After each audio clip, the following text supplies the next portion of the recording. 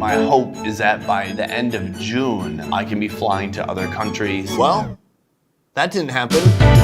1 year ago, I answered a bunch of questions about me, my channel, and my predictions of the future. Today, 1 year later, I'm answering those same questions again. I'm gonna hear my answers from a year ago, and then I'm gonna reply with what's happening right now. Let's just jump right into it. My fake name for my show is Sunny. My name is still Sunny. Why did we put that on there? We should pick things that change. It is March 25th. It is March 25th, 2021. Bigger. Currently, we have 4,391,885 subscribers. 6,640,238 subscribers. On Instagram, we have 173,000 followers. 256,000 followers. Until now, we've posted 330 videos. 413 total videos on the channel. Eating Japan's poisonous pufferfish almost died ambulance with 18 million views. I didn't almost die. People got a little mad about that, but you know, it's 18 million views. I think I'll be okay. Actually, it's 22 million views. I still think I'll be okay. Mark Wiens follows me. Erwan, you're pretty famous, right? Jennifer Love Hewitt, of course, she wished me a happy birthday. All I had to do was pay her $250 on Cameo. Sorry to those of you who thought that was real. In the last year, have I made more famous friends? No. The C word. And there's never been anything like this that seems to affect the whole world on this scale. And it's the type of thing we'll tell our kids about. Like people in the past maybe talked about the Great Depression or a world war. This is our JFK. This is like 9/11 for the whole world. That's true. The biggest stories in the news right now, Biden became president. The US is trying to vaccinate people. People are wondering whether they should do a vaccine passport or not. And they're talking about how evil that sounds. And I'm like, I don't know. I went to Nigeria. I had to get a yellow fever shot. I got a piece of paper. I wasn't like, what? Is this Big Brother watching me? I don't care. Stick 10 needles on my arm. I want to leave. My mom will love that. My hope is that by the end of June, I can be flying to other countries. June. It is March, it's a year later. We're not traveling. I really can't believe it's been a whole year since I was like, there's this pandemic thing happening, I guess. It'll be over pretty soon. It's insane. Also insane that it's still not over. So my prediction for 1 year from now, everybody will get vaccinated in the USA and a lot of other different parts of the world. But man, when this is done, I think there's gonna be an insane rebound effect, like a slingshot. People are gonna get back outside to restaurants, to traveling, to getting out, to doing what they used to do. And I want it to. Keeping the team safe, healthy, and keeping everybody intact. It's keeping the team motivated, staying creative, and finding ideas that we're still excited about. First one is being able to do this full time, but doing a TV pilot. It amounted to nothing in my career, but it was still a pretty cool thing to put on my resume. The biggest thing that's happened in my career now is that I have a travel show that didn't travel anywhere outside of Vietnam for a whole year, and somehow you guys kept watching, and in fact, over 2 million new people subscribed to the channel, so thank you. I think being able to do what I want, like being able to call my own shots, go where I want to go, work with the people I want to work with. I agree with me from the past. Also, even though I hate to admit it, I do hint a lot of my happiness and success of the channel. It came to the point now that when we publish videos in the evening, I just can't look at the views or else it'll ruin my evening. I mean, maybe it won't, but it's a 50-50 chance. Last year, we had a tremendous growth on the channel, and we were hoping for the same this year, and obviously it's just not gonna happen because we can't travel at all right now, except for in Vietnam. So already it's known and accepted the channel's not gonna grow like it did last year. But it did grow like last year. Honestly, considering everything that happened, we had a great year. But I still feel more confident this year. Now, I think we have trust from a pretty big audience. So even if we put out a video that's just okay, at least 500,000 people will still watch it. That's pretty awesome. Am I more confident than last year when Skinnier Me was talking? Yeah, I'm way more confident. I think we've proven that we can be creative and we can get through difficult situations. And now what's great is that we've increased our subscriber base. So when we finally do get to go out and tell the stories we really want to tell, more of you are going to be there to watch it. Hang tight, hang tight. In the meantime, whatever we can think of in Vietnam is what we're doing. There's a misconception that my parents pay for all this and I just like get to travel around. Rumors? I don't think I'm known enough to have rumors about me. But at the rate of cancel culture, I'm up there somewhere. I do have a girlfriend. Not much else I want to say about it. I'm not going to introduce her to the internet because the internet is cruel and unforgiving. I do have a wife. Not much else I want to say about it. I'm not going to introduce her to the internet because you guys are cruel.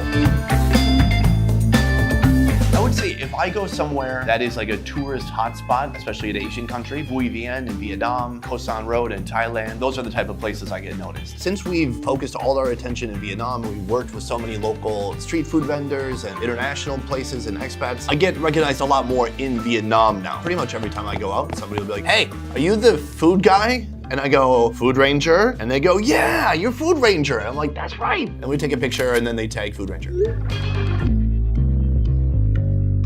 This is awkward, my team's here. Do I feel pressure?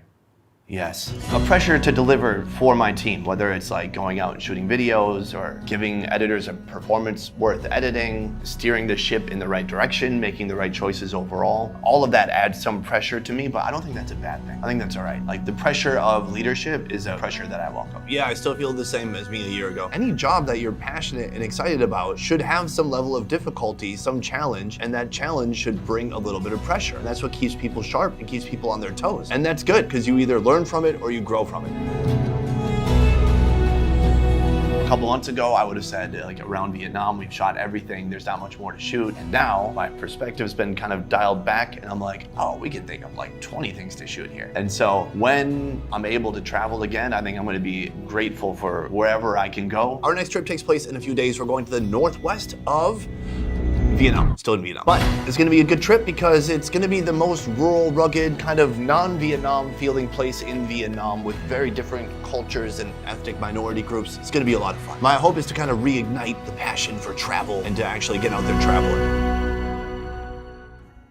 I do think one misconception could be that it's easy, and it's not easy, but it's work that I enjoy doing overall. I'm not one of those people who are like, do something you enjoy and you'll never work a day in your life. I think that's complete shit. But it's a work that's like rewarding at the end of the day. For us, to do roughly 2 videos a week, we have a 11-person team right now. Producers, shooters, editors, doing voiceover, mastering it. All of it takes, a good amount of time. One big misconception I've been hearing a lot lately is that people think the food niche on YouTube is oversaturated and it's too late. No, that's loser speak. There's new, creative, interesting people coming up all the time with original ideas and unique points of view. That could be you. So no, it's not oversaturated and there's plenty of room for other people to do food, to do travel, and do it in their own unique way. I like The Rock, David Goggins, Joe Rogan. Big surprise, right? Who do I look up to currently? I look up to myself. I'm always getting inspiration from all sorts of authors and creators. I can't say any one person I'm looking up to right now, but I watched recently that Dude Perfect documentary, and I was very inspired by those guys and the long journey they went on to get where they are now. Freaking awesome. I watched Phil DeFranco for like efficiently delivered news. Corridor Digital, their behind the scenes is really interesting. I still watch Logan Paul. Oh, and then when I'm trying to sleep at night, I watch animal videos, like National Geographic. A couple YouTube channels I like right now, Gus Johnson. Dude Perfect has kind of nailed the art of making a video that's action-packed, has great music, and just unleashes dopamine from your brain as you watch it. And the whole D'Amelio family. Bummy, come here. Don't stretch on the way here. Just get over here. Why are you acting old? And also, I like watching my dog's YouTube channel. It's on dog YouTube though. It's hard to type in without pause. You need pause. I can only watch it when she's on the computer on dog YouTube. How cute are you? You don't smell that good though. I need to give you a little shower. You want to take a little bit of a bath? Can I get a kiss? Can I have a kiss? Can I have a kiss? Can I have a kiss? Can you give me Gordon Ramsay, Anthony Bourdain. He's no longer with us, but it would have been cool to meet him. Obviously, my show emulates his in a lot of ways. To see his perspective on certain things, that would be cool. I think it would be super fun to take somebody who is American or Canadian and go to another country with them. Like Kumail Nanjiani is Pakistani-American, or Chamath Palihapitiya, he's from Sri Lanka originally, now living in Canada, famous billionaire. It'd be interesting to go to Sri Lanka with him, and maybe through my show that would be possible, because I certainly couldn't pay him enough to do it.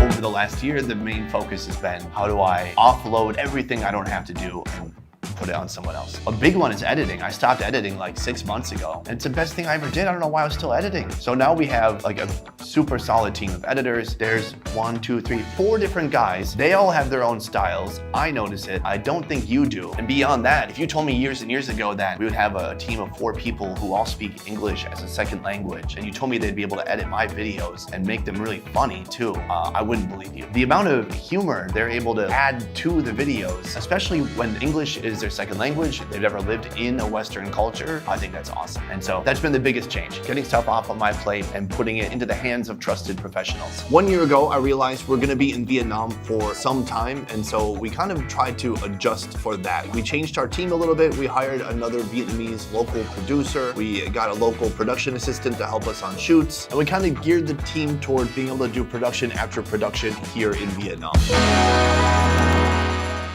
If I'm off, then suddenly people watching me, anything like that will drive me crazy. If I'm on and I'm doing well, then nothing can faze me. Same. The only difference is now I just don't care anymore. And if people are like watching and filming with their phone, I just say, leave. Hey, you, can you just go away? Thanks.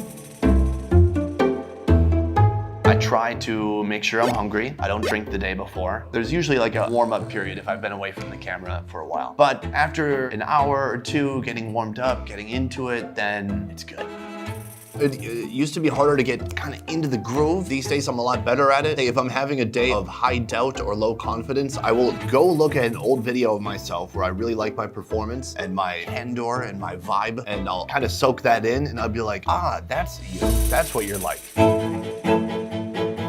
1 year from now, I hope to be anywhere traveling. Before, life was passing me by so quickly because I lived in like these 2-week increments, coming home for 2 weeks, traveling for 2 weeks. But then this happened and it feels like I'm suspended in time. So usually I like coming home, but I like coming home when it's known that 3 weeks or even 4 weeks down the road, I gotta go and I really savor it. And now it's like, I still like home, but I don't know how long I'm gonna have to be here. So 1 year from now, I hope to be probably anywhere but here. Well, that didn't happen. Still here. Oh, yikes. I think nobody could have realized that a year from now, so many places around the world would still be locked down, that this would still be happening. I mean, there's incredible progress that's been made in that time too, with the vaccine and technology and people responding, but it feels like it's taken a minute. So 1 year from now, I have the same answer. I hope to be out there traveling. Of course, travel is gonna be different. We'll adjust and we'll document the reality that we find around us wherever we go, but oh man, if we're not traveling a year from now, I don't know. This will be me. This will be me in a year if we're not traveling a year from now. I don't know what that means. I'm not gonna kill myself. I'll just be sad. A lady sent me a picture of her asshole one time, and I was like, I'm sorry, you could at least say hello or something. And then I blocked her, and then she wrote me on a different account, and I was like, why'd you block me? Like very confused by it. One time I had a fan of the show pretend they were a rich person from Saudi Arabia and make a fake contract for $1 million for me to go there and basically give some speeches. And it turned out the whole thing was BS. This person was BS. And in the end, I was like, whatever. That was kind of a waste of my time. Please don't do that. I'd rather get stalked than do that again. Get started immediately, stop making excuses, get a calendar and say, okay, on these dates I'm gonna post, and stick to your schedule. Your mantra should just be get better, be better, learn more, make better videos. That's it. If you have a phone, you can get started. I'm filming this on my phone right now. We have an iPhone 15 here and an iPhone 15 here. It's very advanced. Same advice, but I would add, make your barrier to entry very low. Make a video that's 1 minute long. Make it something very achievable. Don't try to do too much when you set out. Make it very simple at first and build on that. What advice would you give yourself a year ago? How did that happen? I had the same creepy laugh when I heard that question last year. Stock up on toilet paper. For as crappy as this situation is right now, I mean, it worked out well in a lot of ways. We just finished the most difficult shoot we'd ever done in Africa, Namibia, and Nigeria. And we have kind of a good backlog of videos, and the channel has been doing well last year. So like, of any time this could happen, it's probably the best time it could happen. You know, I think we crushed it last year.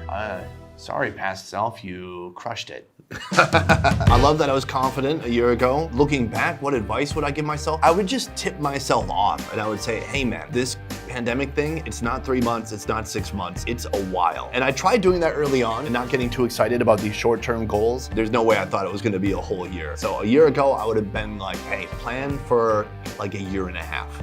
Figure it out.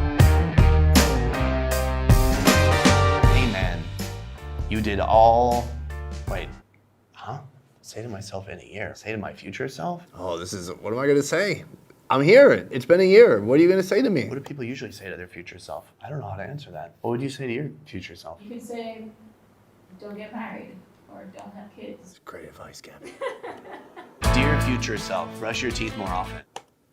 Didn't do it. Dear future self, stop being so anxious about the future and try to enjoy the present moment a little bit more. Also, if you've gone through a whole year of not traveling with a YouTube channel that is based around travel, you can get through anything. You got this, bro.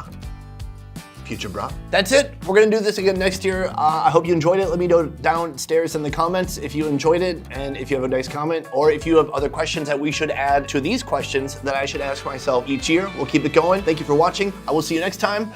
A peace.